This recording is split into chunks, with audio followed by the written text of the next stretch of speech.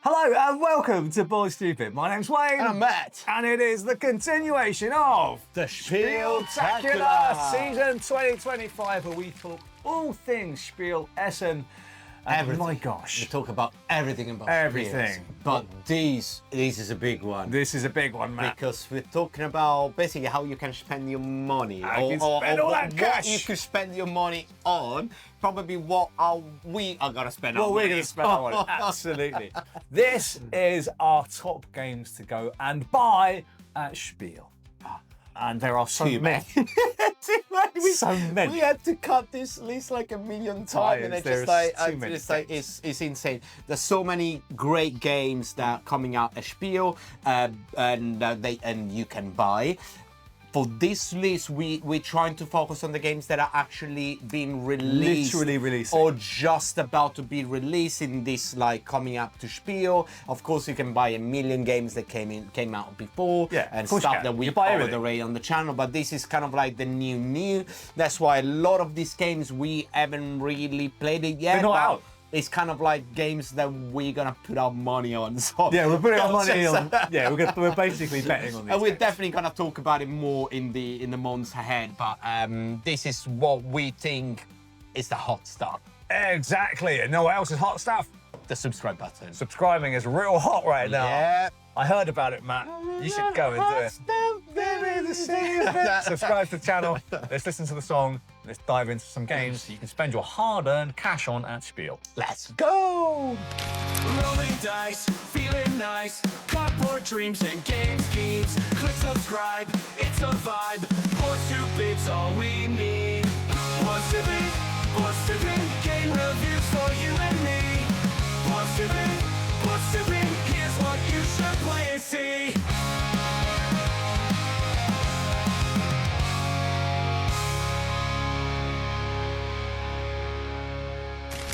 We're starting this. Of course, Wayne wanted to put this game, of course, because it's a Dr. Knizia game. You didn't say something. I knew it. It's just like we can't do any list where there's not Knizia list being named once. It's in my contract. Just like, yes, it sounds like it's in my contract. What contract? I don't know what, but yeah. But we're talking about a remaking of an older game. The older games was Queen. Chin. I don't know. QIN. You'll tell Comments. us. Tell me how to say it. But the new version is Gazebo. A Gazebo by Bitewing Games. Bitewing Games seem to have some sort of arrangement with the good doctor. I think they chained him in a put him in chains to design. So make games for us. Work. Yeah, no. They're coming up with a lot of the new Knizia stuff, and this is one of the. This is one of those. Yeah, and I love that because Bitewing Games are making beautiful looking, great production games, which is really cool. So, and what's also very exciting that Bitewing are doing they are re-implementing some older designs that Dr. Knizia has done in a new package. And this is and a refined rule set in some cases as well. And this is going to be part of their new travel line, which is very exciting because if you go and have a look at it looks beautiful. It's a picnic board game. Exactly. A very beautiful product that is going to come with a little travel bag that you can take it around in as well. And a really fabulous game. It is going to be almost a domino-like game. You're going to be placing dominoes on a shared garden map to try and create contiguous terrain spaces of the same type, which you're then going to put one of your gazebos on top of, connecting it and then getting points. So some really, really nice stuff. But however, because it's a Knizia game, of course, I was going to say it. Just like it sounds so nice, but Knizia always put that. A little bit of mean element of chaos. Yes, Larger nooks, so the bigger sort of collections can absorb smaller ones, and patios can be stolen by your rivals. So, which is really exciting. I mean, it's going to have that bit of magic that I love about Knizia Design. It's one of my favourite all-time designers. So I'm very excited to get this beautiful-looking product. And add it to my shopping bag at Spiel. Yeah, and you can take it for a picnic. I can take it for a picnic. Yeah, whatever you want to go. With Dr. Knizia, maybe. Yeah, I think it will be your dream, like. Yeah. That you wake up sometimes in the night thinking about like. I go down to my shrine in my lap and I bow Then I go back to bed. Gazebo. Matt, the next one on this list is a very zen feeling. Yeah. We're staying on the garden Staying kind on of the like, garden zen like vibe. feeling. Yeah. We're talking about koi. Love a koi. Beautiful fish. Absolutely. Very We expensive, love the koi. apparently. Yeah, they are very expensive. And in koi, what you're doing in this very zen way, you're building a koi pond.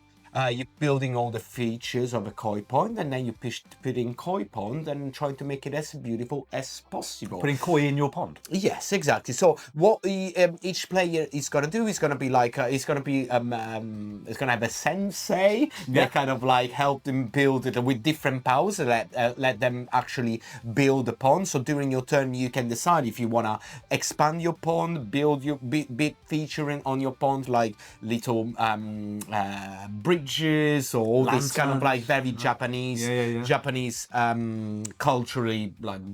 Interesting bits, or you can meditate, or you can draw more cards that will let you put more pieces down in the next turn. You can earn coins where you can go at the market to buy more tiles or buy the koi that you're gonna put down. All of this in with this beautiful production where all the koi's got this acrylic Nice acrylic tiles, nice tiles. 3D elements. So beautiful. yeah, and there is gonna be this like puzzly things about, because each koi is gonna have a different kind of like tile size that you need to think about. Okay, I'm gonna put my koi here. It's beautiful, but it takes all the space. I can't put all the, or it's a weird shape. So there is a tile placement. There is this building mechanism. There's gonna be different end of game scoring mechanism. So it's but all in this like a very zen way. It looks stunning as well. I mean, this is one of the games that really caught both of our eyes just for the production value alone. Yes. This one you're very interesting. And he's from DV Game, the same guys that brought us Bonsai a few years ago. They still keep this like this zen, this vibe that is really good. So since we are in the era of coziness, this is Japanese coziness. I'll buy into it. Matt's gonna buy it. Koi. One game that we managed to play the prototype at UKGE this year, and it's gonna be finally ready to be bought and take home and played. Is the new CGE game tile placement Family Plus game that has a lot to say, because it's not just Family Plus. I think it's some really interesting stuff there. Game, and it is Wispwood. So, Tech Games Edition, they tend to come out with one game a year, and it's typically a banger, as they have done for the last couple of years. Digital SETI, last year, exactly. exactly. And then Arnak a few years ago. But Wispwood is doing the polyomino game. It's their take on a polyomino game, but done in an interesting way, Matt. Because normally you'd be drafting specific different polyomino pieces. No, in this game you get sort of individual tiles which you need to place into polyomino shapes. Yes.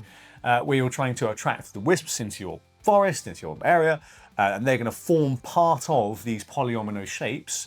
And what's interesting about this game, one of many interesting things, is each round you're going to need to create sort of slightly bigger squares of these shapes, right? And you get obviously bonuses for completing your squares. But between each round, the wisps stay, the ones that were part of those polyomino shapes that you created, but the individual blank tiles will disappear, which means you get a new puzzle every round because you need to try and link them up again. Yeah, exactly. So you got really cool. Yeah, you got these things about the wood itself keeps growing, because I think you start from a 6x6 grid, 7x7, then it got like 9x9, and it goes bigger. And the fact that you got each round you need to reset everything beside the tiles with the wisps. That means that you're gonna be like, oh wow. I'm not really sure which tile I need to put. And then you got this central market tile where you're gonna pick up the shape that you want to do. Different scoring each round as well. So it's different scoring cards. Really cool. we really enjoyed it our playthrough last time. And that's why it's a game that we think is one of those that you can play with a bunch of different like people. Yeah. You can play with board gamers because it's the puzzle there is different enough from a lot of other games that are going to be interesting. But at the same time, you can play with family members. You can play with non-board gamers because it's very easy. You got the market there. You need to select which tiles, Which ones you want. which one, And it's your forest. You need to build that specific things with the smaller pieces, and off you go. And next round. So this is a really interesting one, and we've played it. It's very good. And if you've got to spare a few quid, you could do worse. It's a really good puzzle. Yeah, exactly. And it's not one of those heavy games. By the way, all the prices are going to be here up here on the graphics, but it's not going to be breaking the bank. It's something like if you got a few pounds left, check it out. It's just really, really good. And production, of course, the CG is really good. It's very well done. Yeah, exactly. This one's got a lot of potential, and it's Wispwood. Matt. Love a tag team. Anyway, you knew it was coming. So this is the next game on our list, Matt. You should go and spend some money on. And it is, of course. Yeah, it's tag team from Scorpion Mask. And the Scorpion Mask we love for a few reasons, but... Yes. So this game, again, was the hot stuff a few months ago. It's not going to be released at Spiel. It's just been released now, so just a few weeks before. We kind of like, this is gonna be really big. Just like crowbar it in. Yes, exactly. So I think this is one of the games they're gonna have queues of people running to buy a copy. What we're talking about is an auto battler deck building. Yes. Where you playing with 2 characters each. It's a 1 versus 1 game. 2 characters each that you can take from a roster of different 12 fighters, Street Fighter style. Yeah, exactly. And everything is like very Street Fighter. Marvel versus Capcom, that sort of stuff. Each character will have its own deck of cards that you can mix together to create the deck, and they will have their special powers, special moves, and stuff like that. The very interesting things about this game is that you're gonna start with a deck of 2 cards. Yeah, 2 cards. Okay? That's it. Yeah. So then, being an auto battler, that means that you're gonna place those cards in a specific way, and every round you just flip the first card, the second card. You apply the effect, and then the second card. At the end of the round, you can insert 1 extra card in this deck, but the sequence is gonna stay the same. You can put that card as first, or in the middle, or third. But the other 2, they don't change. You need to sort of... Exactly. And then you go again, auto battler. You flip 1, you flip the second, you flip the third. Now the very interesting things is the deck building element, because if you go, all right, let's say attack on my 2 cards, and you know that you want to have on your 2 cards first, you want to have defense, so you're gonna counter me, but then you're gonna be like, oh, did he took another attack card, or did he took another defense card? Where did he put it? And then you're special effects card, and then you're gonna find it in the next round, because again, you adding 1 card every time to this auto battle, so you're gonna flip those cards. There is a little bit of like reverse psychology. There is a lot of player, and also the combos between the different fighters. Yes. Each fighter has its own specific deck, and the combinations that you can have obviously are many, depending on how you blend them together. And that sounds amazing to us, with great artwork, of course. A very exciting game that we can't wait to buy. Yeah, and now I should not say it, but because I wanted one for myself, but you can actually pre-order the game, and you can have special characters added to your pre-order. I should not say it because I haven't done my pre-order yet. Do you pre-order? I should do my pre-order. Do your pre-order. But, and then I really want. You've got 2 special characters, but only 1 with the pre-order. But maybe if I beg enough, they're gonna give me another one. The Scorpion Mask. Scorpion Mask, please. We do love Portugal, isn't it? We went on holiday together in Portugal, and I got a little bit of saudade of Portugal. Do you know what saudade is? No, what's saudade? Saudade is that word in Portuguese, more Brazilian Portuguese, but Portuguese in general. That is like that feeling of like missing home, or like being homesick. Yeah. Saudade. A bittersweet feeling. And saudade. Yeah. Did you like my Portuguese? I did. It's very good. It sounds like it's one of the theme that the Fado's musician plays. Of course. So I'll throw you like this link, like on a similar play. Look at because the game we're talking about is of course Fado by Eagle Griffin Games and the mighty Vital Lacerda. Now, don't be scared. You might have heard the words Vital Lacerda then and went running under the covers like I often do. That was the first things that I did. Because when went to like, oh, there is this new game, House of Fado, and is super cool. It's very interesting theme. It's a Lacerda game. I was like, no, not for me. It's just like I do not have the brain capacity. He immediately started crying blood. Immediately. But then we've been assured that this game, like complexity, is possibly one of his lightest ever designs. Yeah. So, which I am. But still, it's still very interesting. Yeah, it's still very, but exciting. So as you say, Matt, Fado, beautiful music style, native to Portugal, about love loss, about heartbreak, about longing for home, that bittersweet feeling. And this is running a Fado restaurant, a Fado place where you want your customers in, and you want them to enjoy the music, you want to enjoy them being served. And this utilizes and makes the most of this worker placement type element, but worker bumping, which we've seen in lots of other games, in the Gallerist and other Lacerda design, but also in games like Galactic Cruise. Yes, if in the modern, exactly, which we love because it gives you this great positive interaction where you're going to be placing your workers around to enact effects, but also trying to place them in a tactical way where you're going to be pushed off to then trigger another bonus, which we love in games. And I love the idea of this nice, interesting game with an interesting theme, with beautiful artwork, with positive interaction, but it's actually, for a Lacerda game, is going to be accessible. Yeah, and that is great. That's why I want to buy it. It looks really cool. It looks like, well, the setup is going to be, each player is going to have his own restaurant that is going to face on the street where all the people, the customers are moving around. So that you're trying to get the best musicians to play in your restaurant. So you need to manage like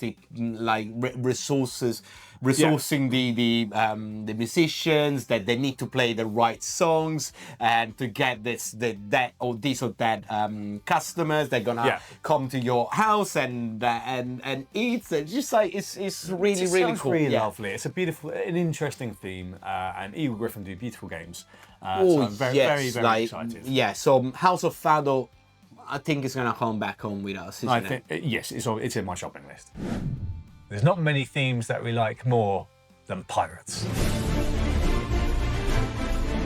No. It's such a badass theme. It is. We love cyberpunk, we love sci-fi, but pirates has got to be right up there. Yeah, absolutely in the top three. Top three. And I'm always sad because there is a lot of like piratey team that's always taken more like on a party game. Or pirate adjacent. There's less of like a, not serious, but it's being a pirate. But luckily this year we got Fortunes of Scoundrel Bay. Yo ho ho. Where you can really be a pirate. Sounds like it. Yeah, going around conquering harbors, seeking hideouts, delivering crates, digging up treasures, gaining reputation as the worst pirates of the seven seas. Love it. This sounds amazing. I have to be honest, I just pre-ordered this because I couldn't afford to not have it in my collection.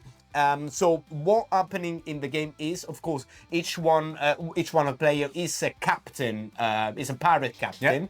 So during the game, you want to try to build up your crew so you can recruit other characters. That's gonna give you like more action that you can possibly do with your ship. You can navigate, you can go around, dig up treasures, become famous. Beasts. There's fighting the Kraken or something like that.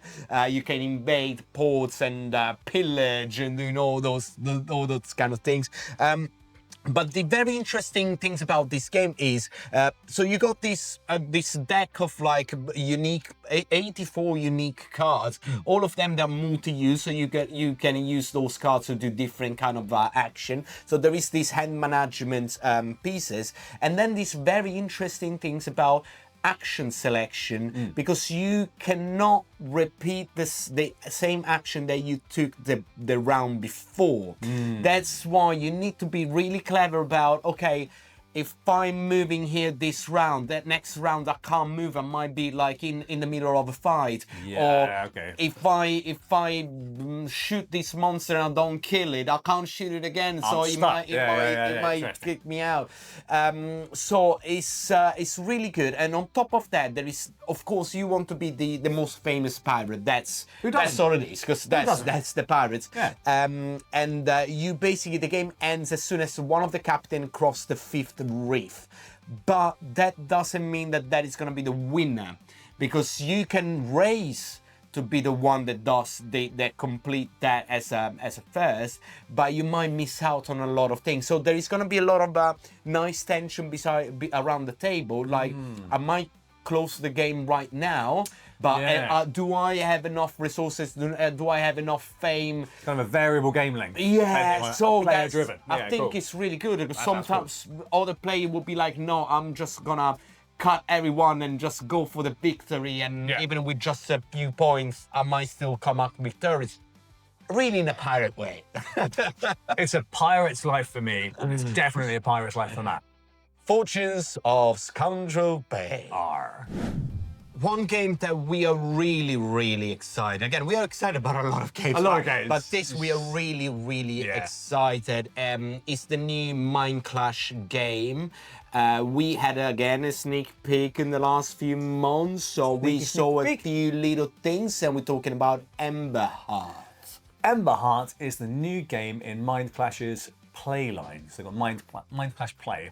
And the last game they released in that line was Ironwood. Yeah, it's a game that we liked just a little bit, isn't it? We love that game. It is amazing. So, of course, we were very, very excited about the new one, and they are promising in this a more sort of medium-weight worker placement type of game, but still with that beautiful Mind Clash production, which we all know and love. And the idea in this game is you're going to be a champion of the king in this sort of fantasy realm, where you're going to be sending various hirelings out to do tasks. When you send your hirelings out, you're essentially going to be bidding on action locations, which I love the idea of. I can go and send out a bunch of folks, but if I don't send enough out, you might send more, and then you'll get more of a bonus than I will. So in that round, which is quite very interesting, this whole like bidding for actions.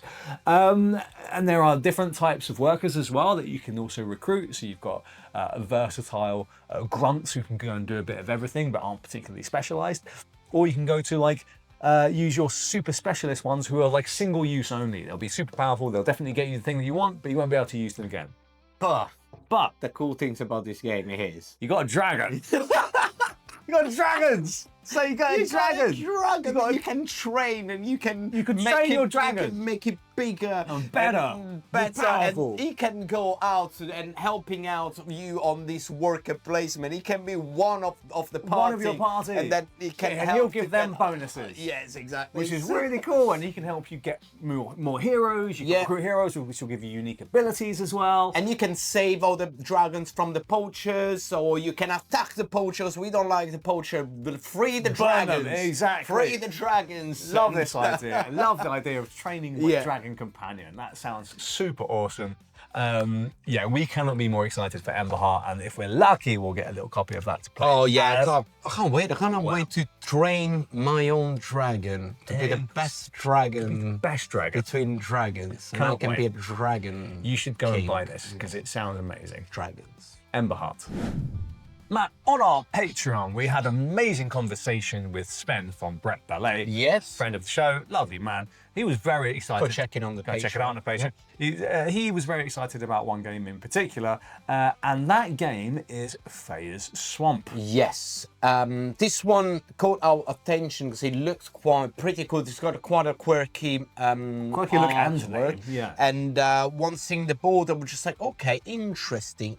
So basically, what the game is, you are in this like fantastic realms. You are one of the faction that lives in the swamp. And what you're trying to do, you're trying to contribute to the to making the swamp better and more glorious. Who wouldn't? And of course, the more points you bring toward this glorious swamp, you are the winner. Everyone needs points. Now this very interesting things. It looks like it's going to be more on the heavier tactical game. During the turn phase, you can use your unique character powers to place your workers that are going to be these little boats that goes around in the swamp to do different action. So getting points or fishing fish or trading with the other clans. Yeah, exactly. With the other people, as well. or you can actually just upgrade your own clan to be better, to be cooler than every others. But again, there is like a little bit of like a pick up and deliver, territorial control, Exploration, love that. yes, and it's like a tech tree for your civilization as well. So it looks like heavier, but I don't know. I'm just like so attracted to this game that I need to have it. Yeah. It's like it looks It does very, sound very very, cool. very exciting. I think this one is actually quite hyped by a few folks. So this is certainly one that if you do have your eye on, I feel like there might be a queue. Yeah, so probably run for this Get because in there, it looks pretty cool. Definitely, I'm gonna run for it because So you're gonna have to beat Matt in the queue. yeah, Sorry. yeah, we'll do the race. I said it before. I'm gonna say it again. Go on. Another games I'm really excited. It's just like it is. It's just, like, of course. oh come on! It's like Christmas. I know, Spiel it's Christmas. is Christmas. It's Christmas early. It's the Christmas for board It's games. Christmas where I buy myself presents. Yeah, exactly. Over and over again. Exactly. With that, and you don't check your credit card for a couple of months. You just ignore that's that. the rule. That's for future Wayne to worry about. Oh yeah. Well, That's for. I hate that guy anyway. Yeah. So, But another one, this is from Mighty Board. Again, it's one of those publishers that we always praise because they always come with a lot of very good stuff. cool ideas, And- great and- productions, and good price points. And always different. Yeah. In their line of games, they never had like this is similar to another game that they did before. Exactly. And this is another proof of these things what we go on talking about. Pinched. Pinched is a game of burglary, or as they say in the game, wealth redistribution, because burglary is such an ugly term. And where you are essentially competing wealth distributors, Yeah, burglars, but not thieves. not No, thieves yeah, at all. no. Absolutely, where you're going to be trying to create mastermind heists of the various locations around the table. They're going to be different locations, which will be depending on the game that you want to play. You've got advanced variants and simple variants, and you're going to have essentially on your turn, you're going to be placing a card on the table simultaneously, which will tell everyone at the table which place you're going to go and burgle. And what you want to try and do is be the only one burgling one of those places. Because otherwise, if I know when it's going there, you know what? I'm gonna tag along and I'm gonna take some of the loot. resources. gonna take some of the loot. Exactly. If I'm the only one there, I will get all of the loot. So there's a lot of table talk, a lot of interesting stuff. And what's also very, very cool is each of the locations also has a special ability that you'll activate, which is very, really interesting. And that might combo with some of the other stuff that you might be interested in. So people be like, okay, what have you got at your table? There's some set collection. Yeah, so you might know. want to You might know, getting okay. points at the end with Yeah, set collection exactly. of So, stuff, you know, yeah. I'm like, oh, Matt really needs some of these jewels. There's jewels at this location. So- He's definitely going to go there. But then Like, me you might knowing know that. that you know. Might go somewhere else and activate a different power, which will move some stuff around. Really cool interactive stuff that it sounds absolutely amazing. I'm really excited about it. I've read the rulebook Yeah. recently and I can't wait to get my hands And on it. I really like these things that's got the game can be set up in different ways to Yes. be more advanced or more family friendly. Yes. So again, it's one of those purchases that you know you can play the same games with different kind of And have a different experience folks. as well Yeah, each yeah, time. yeah. So It can really, be really very fun to play with your kids if you have kids, or it can be really fun around the table with more experienced board games. I really love it. It's great artwork as well, beautiful yeah. production, as always from Mighty Boards. Do go check out. Yeah, Pinched. but don't pinch it. Do Just not like pinch buy it. it. Be like me, go buy a copy. Yeah, don't pinch it. Pinch. Don't pinch. Buy. One of our favourite games, I think you especially, Yeah. and surprising, I think, and one that we were both late to the party to, is of course the White Castle. And this is related to that game Yeah, because we're talking about the White Castle Duel. coming out to buy. Now, On the duel things, I've been a little bit burned in the past because we burned because there's a lot of duel games. Duel this, duel that, attached to famous like games that didn't really work out very well because they tried to do the same game but Put cutting out, For this one, I was really surprised when it came out. I was just like very skeptical. Again, because of that. Then I started reading a little bit more and started seeing a few playthroughs and something was like, okay, no, this is a dual version of the White Castle. So if you played White Castle before, you know that is a very tight dice placement, dice worker / worker placement, where you just got a very few action you're gonna do. Very tight. Everything is it needs to be really well thought. In this version of the game, you're not gonna have dice anymore, and this is already the things that make me start thinking like, okay, I'm interested in the game. So they're taking out that, they're changing that one of the main mechanics to have this lantern mechanic. So you play one of the two faction, you're gonna have a certain amount of lanterns that are, if you remember, the main games is a feature, the lantern in the main game. But basically, you're trying to get influence, of course, into the castle. On top of that, the game adds a new mechanics. That is related to history. That is when Portugal arrived finally in Japan. Yes. Japan opened up. And they started trading within each other.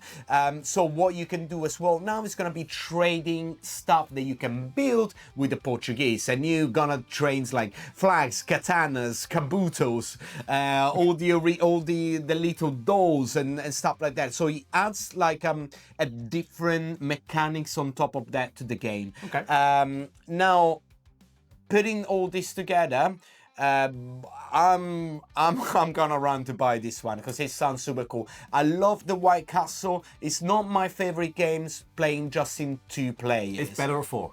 There are Or 3. additional rules that you do with the 2 players in the original game. Yeah. You can still play it, but I feel this one's got more legs to be a better 2-player version than the original one playing it at 2. I love the original one at 3, but I love it even more at 4 player. That I think is the count. But this one, this version with these changes, Okay, more money, more spending. This one we're gonna spend money at the Osprey stand. Yes, you are. I think for the last game in a trilogy. In a trilogy that explores ancient civilizations. Yes, and we're talking about Ayar, Children of the Sun. Children of the Sun. Sure. Sounds like a 70s rock song. Yeah. Does sound like, but it's actually about the Incan civilization. Yeah. So, and this is, I mean, I'm lucky enough to have played this. I have a copy at my house right now, which I need to just find time for Matt to play. Yeah. I've played it already. I think it's amazing. I think this is going to be for me is one of my favorite games of the year. Okay, great. Okay, yeah. It is deep. It is interesting. It is fascinating. It has this brilliant action selections. We can play it as soon as possible, as soon as we don't have to actually have real jobs. So check the page. Check the page. Quick. Go, there you go. Yeah. But also, back to the description. This game uses an amazing action selection mechanism where you're going to be moving the legendary Ayar brothers across like the lands. The Incan lands, and you're going to be activating different actions, and the actions basically take the form of various sort of mini games. You've got a kind of tile placement thing, you have like an exploration thing, you have a set collection game as well, and you kind of want to do a little bit of all of it because this game utilizes player-driven scoring timing. That's so cool. So it's really cool. So if you don't plan right, this game will punish you, right? And that's the kind of thing, that anxiety I quite like about those Martin Wallace type designs, where if you don't plan right, you get punished for it. Battered. So, and because some people like it. Yeah, some people are like, I like it. What can I say? And this game, like, because the players decide how the scoring happens, and you can see publicly what's happening, very strategic. So you need to have a long game, and you need to prepare for when the scoring might happen, and you can determine when that happens. There's so much cool stuff going on with that. in a beautiful production with Ian O'Toole's amazing artwork. It looks beautiful. It's one of those things that you would probably want to get the board, get it framed, and put it as an art. Or the box art as well, incredible. Ian O'Toole doing amazing stuff with his great graphic design and his user experience stuff as well. A great rule set, very interactive as well, deep, wide. This is a very interesting game that I kept thinking about as soon as I played it. I think it's a tremendous one that you should go and check out, and it's Ayar, Children of the Sun. Children of the Sun. Don't go away. We got more. We got more. We got more. Was like $50. If you still got a few pounds, a few euros in your wallet, or you just want to remortgage your house, we got more for you. We got more for you. We're doing like a quick fire round. Quick fire, Matt. Legit quick fire. Yeah. So let's do very quickly a few games to give you a little bit of things. So I'm gonna start with Compile Main 2. Compile, one of our favorite 1 versus 1 card games. Amazing game. The main 2 is gonna bring 2 new protocols. 12 new protocols. 12 new protocols. Yeah, and can be mixed and matched with main 1. So it's gonna give you more compile. So more. That is nothing wrong with that. Or you don't need the main 1 to play it, so it can be standalone as well. So more compile, more happiness. More good stuff. Another one that is a re-implementation of another game is Everdale Silverfrost. Now stay with me, because Everdale Silverfrost is a completely standalone game. It's not an expansion. It's gonna been set up on this mountains village, and there is this very cool snow mechanics. So while you're building your, like in Everdale, you're still building your tableau, but the snow could cover some of the cards, and you not letting you use the power, but you can use the fire to melt the snow and use it again. Again, fantastic production with this board, like vertical board that represent the mountains. I just found that maybe could be only in German. We'll see. We will see, but it's coming out in English anyway shortly. But if you're Essen, check it out. Check it out, and if you're German, buy that. Yeah, exactly. We also have General Orders Sengoku Jidai. So this is another Osprey game. So this was a new version of General Orders, which was released last year. It's a very small, very travelable 1 versus 1 worker placement war game by the Undaunted team. So yes. Dave Thompson, I think, and Trevor Benjamin, maybe. Yep. But this is a really, really great, very interesting, competitive game, very puzzly, very thinky, way more than meets the eye when you look at this game. Very, very good. Yeah, and the difference from the original one, that this is set up in Japan. In Japan. So this is going to be very, very good. Or Industrial Revolution era Japan, I can't remember. So yeah, and it adds, it's a still standalone, so you don't need the first one. It adds like waterways and ships, so there's going to be naval fights as well, so that is really, really cool. Yes. Another game that is a